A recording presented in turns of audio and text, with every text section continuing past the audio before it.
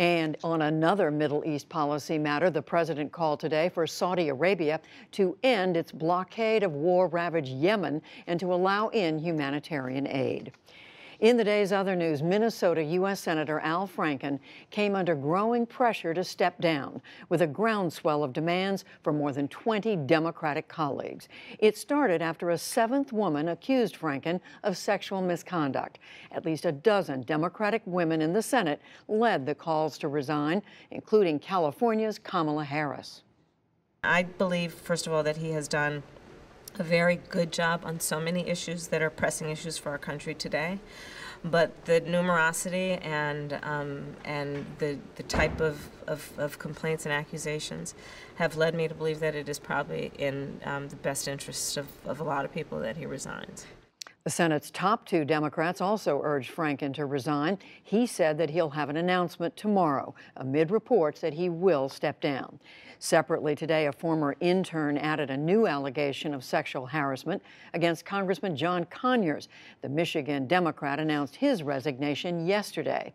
Meanwhile, Time magazine devoted its Person of the Year cover to what it called the silence breakers, women who have shared accounts of harassment and abuse. The U.S. House of Representatives today voted down a resolution to impeach President Trump. Texas Democrat Al Green offered the proposal. He accused the president of promoting bigotry and racism. Most Democrats voted with Republicans to set the resolution aside. Democratic leaders said it's premature to raise impeachment. Donald Trump Jr., the president's son, spent part of his day at the Capitol answering questions from the House Intelligence Committee about his contacts with Russia. Lawmakers have focused on a Trump Tower meeting in 2016. It involved a Russian lawyer who had promised compromising information about Hillary Clinton. Russia's President Vladimir Putin confirmed today that he will seek a fourth term in 2018. Serving another 6 years would make Putin the country's longest-serving ruler since Joseph Stalin. The communist dictator held absolute power over the old Soviet Union for nearly 30 years. It is day 3 of an outbreak of wildfires across Southern California, with no end in sight. Instead, the largest fire has now covered 100 square miles, and a new one erupted today in Los Angeles. William Brangham has our report. As the hours go by, the flames rage unchecked, consuming everything before them. Overnight, the Thomas Fire in Ventura County jumped a major highway, marched over hillsides, and sent thick plumes of smoke into the sky. Police department, mandatory evacuation due to the fire. The biggest and most destructive fire, it spurred evacuation orders for nearly 30,000 people and destroyed almost 150 structures. Something blew over, caught the palm trees on fire. When the palm trees caught on fire, it just started. Pastor Douglas Jones watched as the flames lit up the hills behind his church. We have family that go to the church that live all around here. Fire department's done a wonderful job. They saved all of our friends' homes on this side of the street. In all, 5 destructive blazes are now burning across Southern California. They stretch from northern Ventura County to San Bernardino in the east. This morning's newest eruption was the Skirball Fire. Here, firefighters doused one of the several houses burning the wealthy Bel Air neighborhood of Los Angeles. The wind-whipped flames forced a temporary closure of the 405 freeway and mandatory evacuations in an area dense with multi-million-dollar homes. At the same time, there was at least a glimmer of hope. Firefighting aircraft were back in the air, dropping water and fire retardant. Most were grounded yesterday as winds gusted to 60 miles an hour. We're experiencing favorable wind conditions. Los Angeles Fire Chief Ralph Terrazas said crews are trying to take advantage of the gentler winds while they last. We are anticipating a continuation of the red flag conditions throughout the week, at least until Friday.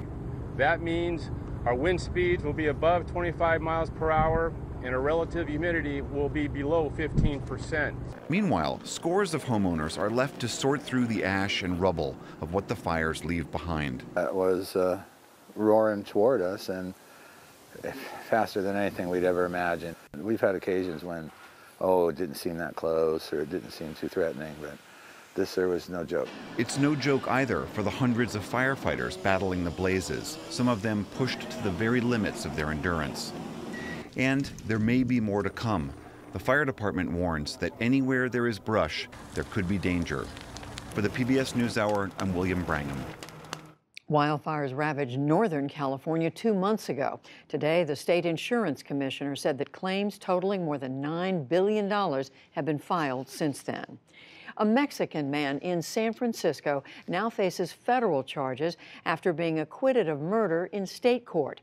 Jose Inez Garcia Zarate was found not guilty last week of shooting a woman to death in 2015. The case helped fuel the national debate over immigration. The new federal indictment accuses Zarate of illegally entering the country and illegally having a gun. A federal judge in Detroit today sentenced a former Volkswagen executive to 7 years in prison for emissions cheating. Oliver Schmidt was also fined $400,000. He has admitted to misleading U.S. regulators and to violating clean air laws. Schmidt is one of several VW officials who were accused in the scandal. The U.S. homeless population is up this year for the first time since 2010. A federal report today counts nearly 554,000 homeless people across the country. Of that total, some 193,000 have no access to nightly shelter and instead sleep in cars, tents, or on the street.